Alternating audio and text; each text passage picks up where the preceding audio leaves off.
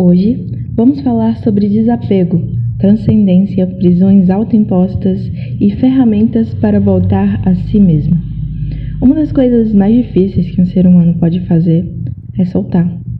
Não somente pessoas, não somente objetos, mas principalmente versões de si mesmo.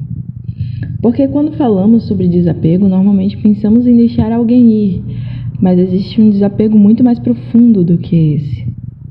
O desapego de quem acreditávamos que éramos, principalmente porque muitas das vezes desapegar de quem criamos a ilusão de sermos exige desapegar de objetos e pessoas também, muitas das vezes.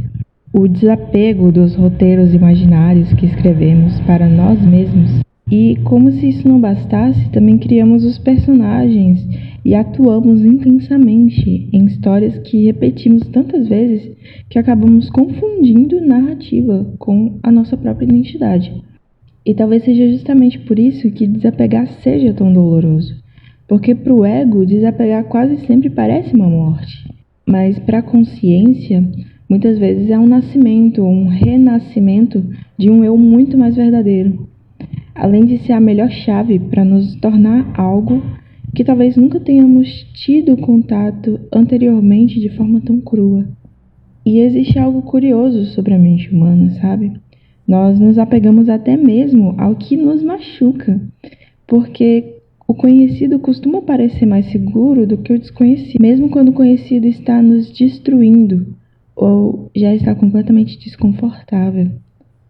E é por isso que tantas pessoas permanecem em ciclos falidos por mais tempo do que deveriam. Seja em relações, em empregos, em hábitos, em padrões emocionais.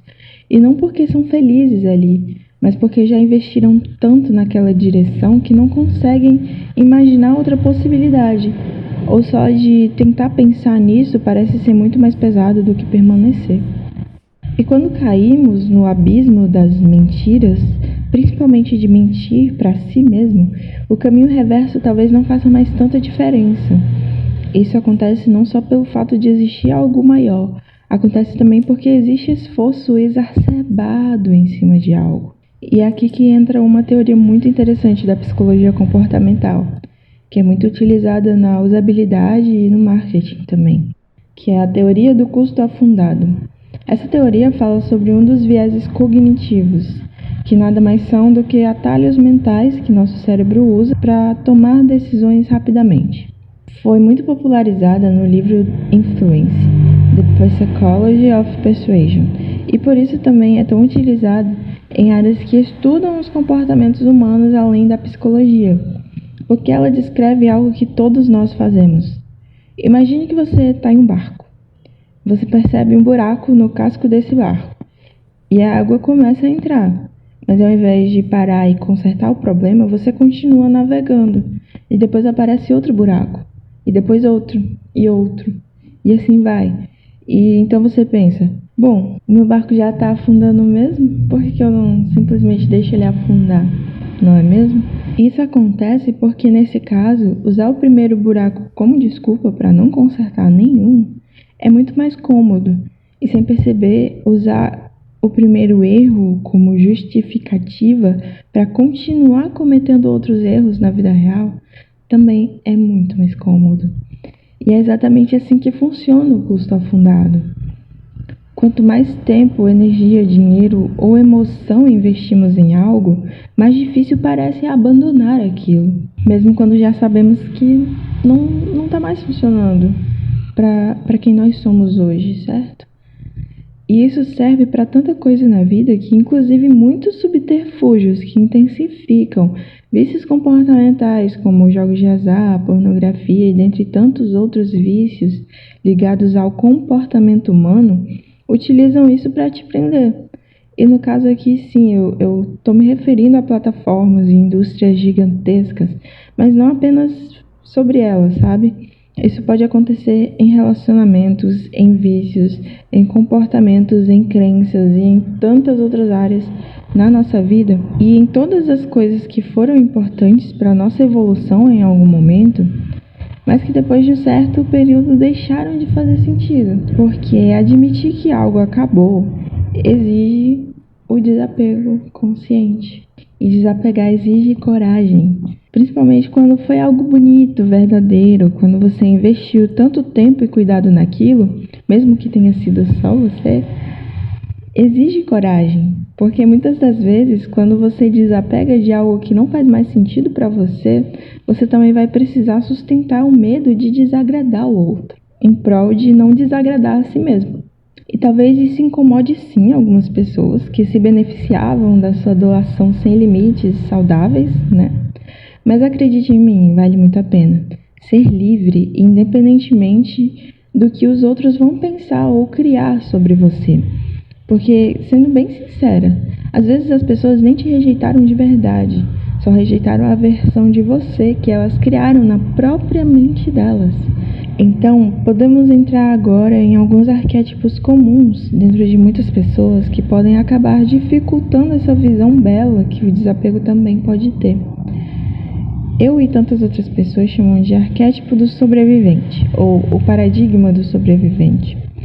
O sobrevivente acredita que precisa estar lutando o tempo inteiro, precisa estar vencendo alguma batalha, resolvendo algum problema, suportando algum peso, porque aprendeu que viver é sobreviver. Principalmente se na infância passou por algumas questões, né, de lidar com pessoas narcisistas ou relações desse tipo, disfuncionais. E então, quando finalmente tudo fica bem, ou ele entende que pode ser livre de verdade, ele estranha isso, ele fica inquieto, procura um novo problema para resolver, cria um novo desafio, encontra algo para se preocupar, porque a paz parece desconhecida, entende? E o desconhecido assusta, é da natureza humana o desconhecido assustar. E além de poder ser bem desconfortável, que é algo que o nosso cérebro humano detesta, como eu já expliquei em outros vídeos aqui no canal. E então ele volta para aquilo que conhece, o esforço excessivo. E aqui eu quero deixar claro que muitas das vezes isso é totalmente inconsciente. Então muitas das vezes as pessoas que agem assim nem percebem que estão agindo assim, porque aprenderam a viver dessa maneira desde muito novos. E existe outro arquétipo igualmente perigoso que precisamos nos atentar, que é o paradigma da fantasia, ou a máscara do escapista. Aquele que vive imaginando futuros, possibilidades, cenários, versões ideais da realidade, mas raramente habita o presente. Então, enquanto o sobrevivente foge para a luta, o escapista foge para a imaginação. E ambos acabam tentando evitar exatamente as mesmas coisas. Sentir o momento presente e o merecimento de receber só por ser quem realmente é, sendo suficiente e se aceitando desta forma, na própria pele, com as qualidades existentes em si mesmo, mas principalmente com a existência das sombras e dos defeitos conscientes que também fazem parte de ser e existir. E eu penso que talvez seja por isso que tantas tradições espirituais e filosofias falem sobre desapego. O budismo fala disso há milhares de anos, não porque possuir coisas seja errado, mas porque o sofrimento nasce quando confundimos algo temporário e efêmero com algo permanente. Quando tentamos segurar aquilo que inevitavelmente vai mudar. Afinal, nem nós somos permanentes em um único estado. Todo momento apenas estamos. E a mudança é linda demais para ser rejeitada ao ponto de você aceitar se prender ou ficar inerte em algo que já não te serve mais ao seu bem maior, por medo ou por qualquer outro motivo que deriva desse sentimento de medo existente tão profundamente em nós. E bom, existe uma frase que sempre me marcou muito, que diz assim: quanto mais preparado para a sua morte você está, mais vivo você permanece. E não, isso não significa esperar pela morte, como naquele poema de Manuel Bandeira, Consoada, sabe? Não é isso. Significa parar de viver como se tudo pudesse ser controlado. Porque a verdade é que não pode. Existem milhares de coisas que simplesmente não estão no nosso controle. Inclusive como o outro vai se sentir ou agir após um desapego consciente. Então pense em alguém que se prepara para o futuro. Não porque tem medo, mas porque compreendeu sua responsabilidade. Quando uma pessoa investe, pensando na aposentadoria, por exemplo, ela sabe que não controla o mercado, que não controla os governos e não controla o sistema também, mas controla suas próprias escolhas ao longo da sua vida. E isso muda tudo, porque ela deixa de ser espectadora da própria vida, entende? Ela passa a ser autora da própria fonte de renda quando ela não tiver mais como trabalhar ou simplesmente não quiser mais. Ela compreende que não controla o mundo, mas controla a forma como participa dele, controla a forma como enxerga o mundo, porque soltar também tem a ver com confiança. Quanto mais você acredita que já é algo, quanto mais você acredita que já tem, quanto mais você vive tranquilo e feliz, mais você confia em si mesmo. Então, crenças limitantes perdem o efeito. E talvez seja exatamente isso que significa amadurecer. Então, agora que eu dei essa breve introdução, eu quero conversar com você sobre o que de fato é esse vídeo. Eu decidi trazer alguns exercícios práticos que podem ser utilizados como ferramentas no dia a dia, para facilitar todos os processos que eu venho falando nos vídeos ultimamente. Para começar, no teatro existe um exercício muito bonito, que é você imaginar um espelho diante de si, e do outro lado desse espelho tem uma versão sua, ou o papel que o ator irá interpretar. Mas para esse momento eu vou focar no alter ego, ou seja, existe uma versão sua que já se tornou aquilo que você deseja ser. Então, observe essa pessoa no espelho à sua frente. Como ela anda, como ela fala, como ela reage, como ela trata os outros e, o mais importante, como ela trata a si mesma. E agora perceba algo importante nisso. Esse personagem, entre aspas, não existe para ser copiado. Existe para revelar partes suas que ainda estão adormecidas, porque essa pessoa que é o seu ideal já existe em alguma realidade e ela faz tudo o que você quer fazer, mas talvez você ainda não perceba isso em si mesmo. E por isso você continua sem fazer o que quer realmente fazer, entende? Porque talvez você não precise se tornar alguém diferente. Talvez precise apenas lembrar de quem você realmente é. Então eu quero compartilhar algumas práticas que me ajudaram e que talvez possam ajudar você também. E aqui novamente, não como verdades absolutas, mas como possibilidades construídas diariamente. Ferramentas e portas de entrada para caso você queira muito quebrar algum ciclo, mas não saiba como começar a fazer isso. E um aviso antes disso é que isso serve principalmente se você é uma pessoa que vive se autocobrando. Entenda que soltar também é confiar, tá bom? É parar de apertar tanto controle para mudar de canal e simplesmente assistir o que a vida está querendo te mostrar. Mesmo que não soe perfeito, que não seja bonitinho, sabe? Porque quanto mais você acredita que já é suficiente e que o que você tem dentro de si é verdadeiro, menos você precisa ficar provando algo externamente. Muitas das vezes, inclusive, para pessoas que nunca quiseram te ouvir de verdade. Então, a primeira ferramenta, ela parece até meio banal e gratiluz, né? Mas ela é importantíssima, que é a manutenção da gratidão. Não como uma obrigação ou uma tentativa de sempre ver tudo positivamente, não é dessa forma. Até mesmo porque tem coisas que não são positivas sempre, né? Eu quero trazer aqui como um reconhecimento. A gratidão muda o foco da escassez para a abundância. E então você começa a entender que tem muito mais do que percebia antes. Você começa a se sentir cada vez mais grato e isso faz você querer ser cada vez mais grato. Logo, você vai perceber e alcançar coisas que você não conseguia porque achava que não era capaz de ter. Afinal, nem o que você tem você agradecia.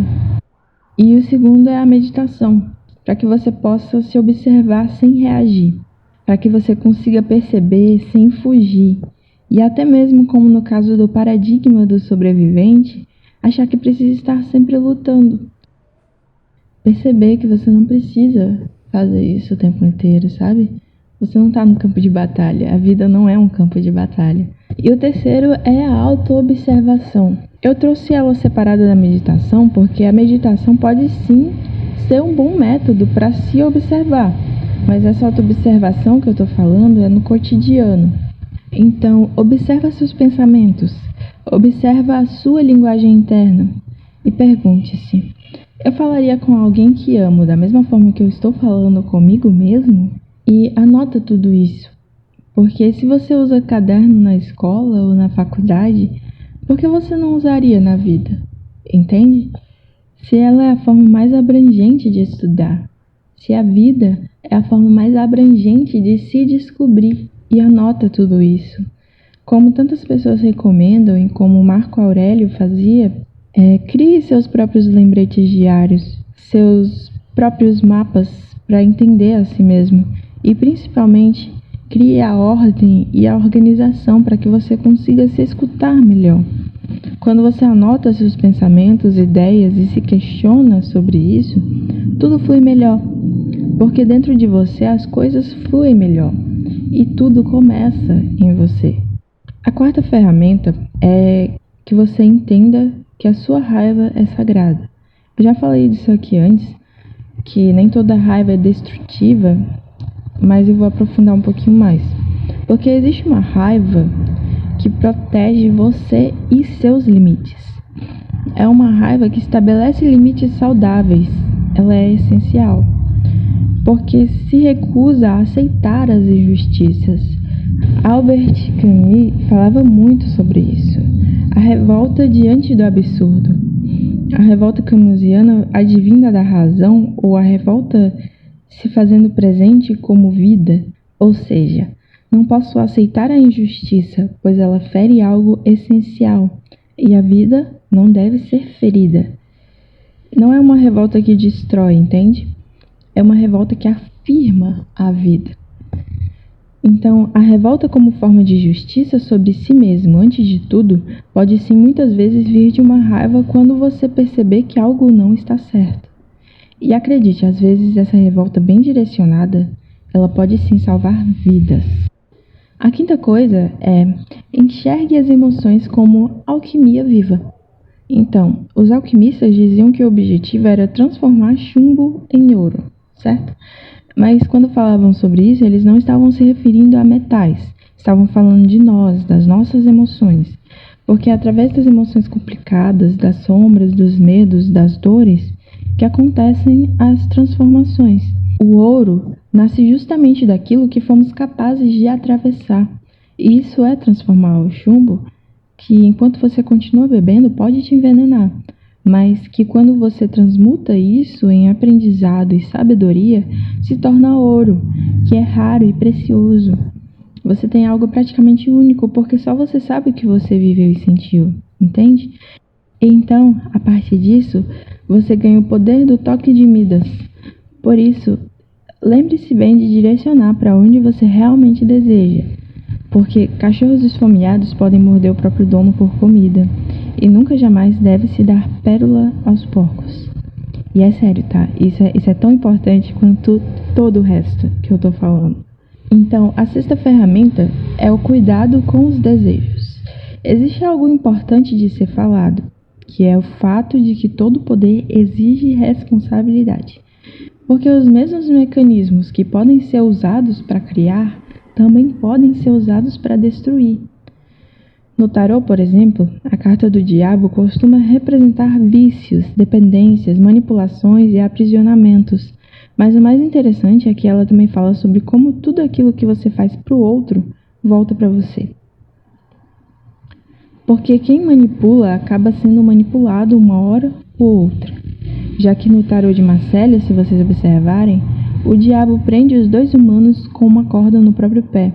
E essa simbologia representa essa troca existente entre a manipulação e o manipulador.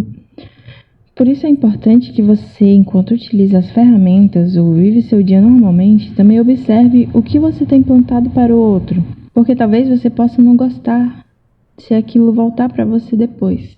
Quem controla acaba sendo controlado. Quem prende acaba sendo preso. E o mais triste é que muitas das vezes é por si mesmo. Essa prisão autoimposta, entende? Por isso é tão importante investigar os seus desejos. Perguntar: isso realmente vem de mim? Ou estou apenas tentando preencher um vazio, Porque às vezes algo pode não ser seu, mas por vezes você pode achar que aquilo que é do outro, na verdade, sempre foi seu de alguma perspectiva. E para poder exemplificar melhor todas essas ferramentas, eu vou te contar uma história. É uma história que fala sobre mulheres escravizadas que fugiam levando sementes escondidas nas tranças do cabelo.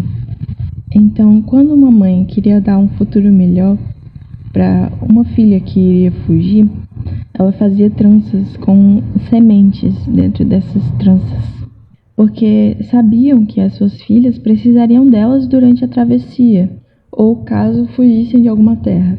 E eu penso bastante nessa imagem porque eu acredito que com a mente funciona da mesma forma. Então, se você quer fugir de um padrão, de um ciclo nocivo, e se você quer ser livre, sempre coloque sementes nos seus cabelos. Assim, por onde quer que você passe, você planta algo que vai te beneficiar no futuro. E para a mente, os alimentos são as ideias, os conhecimentos, as reflexões e as perguntas. Porque nos momentos difíceis serão essas sementes que alimentarão você.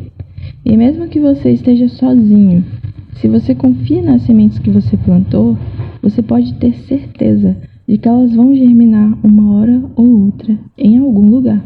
A sétima ferramenta é a percepção da escassez e a transformação disso em abundância. Por exemplo, muitas emoções nascem da crença de escassez. A inveja, o ciúme, a comparação, todas elas partem da ideia de que existe pouco e por isso nunca tem suficiente para todo mundo. E isso também deriva outras coisas mais enraizadas, como a rivalidade feminina, por exemplo. Entende? Por isso, você acha que deveria ser o melhor por causa dessa escassez. Por isso, você deveria ter aquilo que o outro tem.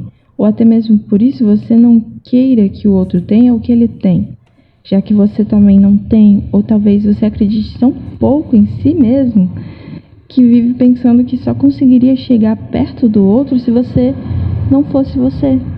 E isso é pura escassez, é muita escassez. A crença de que existe pouco amor, pouca oportunidade e pouco reconhecimento. Mas a verdade é que o universo é muito maior do que a nossa percepção momentânea consegue enxergar. E quando compreendemos isso, deixamos de disputar espaço e começamos a ocupar o nosso. Afinal, dois corpos nunca ocupam o mesmo espaço. E aqui eu acho importante deixar claro também que eu não estou falando num quesito de desigualdade social. Estou falando de um ângulo onde até pessoas muito ricas não são prósperas, porque não se percebem como prósperas. Que ainda existe essa escassez enraizada, sabe? Essas crenças limitantes. Então, a gente consegue, a partir disso, criar uma consciência e agir melhor, de acordo com isso. Agora vamos para a oitava, e essa eu confesso que é uma das mais poderosas. A ruminação consciente, que é a prática de criarmos momentos para pensar, momentos para sentir ócio criativo. Não fugir dos pensamentos ruminantes que surgirem, mas dar um lugar para eles existirem. Porque quando você tenta impedir uma emoção de aparecer, ela normalmente encontra outro caminho. Então, às vezes, eu simplesmente digo para mim mesmo: cérebro, vamos conversar sobre esse assunto em tal horário. E aí é como se enganasse o cérebro, mas basicamente ele vai botar essa aba que está em aberto e vai colocar ela ali descansando por um tempo. E aí quando chega um momento adequado, Eu escuto, eu escrevo, eu sinto, eu organizo e transformo isso. Porque a emoção, até mesmo pela etimologia da palavra, vem dessa raiz de movimento. Ela quer se mover, ela quer comunicar algo. E se você não permite, ela vai gritar para que você pare e escute. Então fazer isso é muito poderoso para organizar também o que está acontecendo dentro de si mesmo. E bom, talvez seja exatamente por isso que o desapego seja tão importante. Porque desapegar não significa perder, significa criar espaço. Espaço para uma nova versão de si, espaço para novos significados, espaço para novas formas de existir. E no fim eu não quero que você saia desse vídeo acreditando em tudo que eu disse, como eu já falei antes. Na verdade, eu prefiro que você questione, que observe, que experimente tudo isso, que descubra por si mesmo como cada uma dessas ferramentas podem te ajudar. E até mesmo eu quero que você se reconheça como criador das suas próprias soluções, porque nenhuma ferramenta funciona igual para todas as pessoas. Nenhuma verdade cabe perfeitamente em todos os seres humanos. E o verdadeiro desapego é justamente esse, o desapego da necessidade de que exista apenas um único caminho, porque a sua jornada é sua e ninguém pode percorrê-la por você. Mas se existe algo que eu gostaria que você levasse consigo hoje, é isso. Você não precisa continuar carregando tudo aquilo que um dia precisou carregar para sobreviver. Você pode agradecer porque elas fizeram sentido em algum momento, pode se perdoar a si mesmo por ter talvez criado expectativas em cima daquilo em algum momento também, mas principalmente você pode soltar e viver a vida sem o peso do que já não existe mais.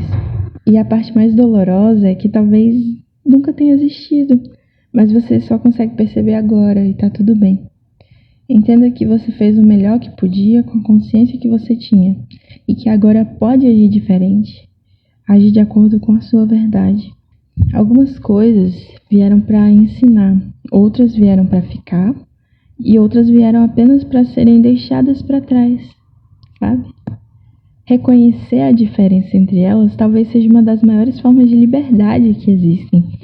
Aqui também acho importante lembrar que vencer um padrão é como desenhar. Você precisa praticar.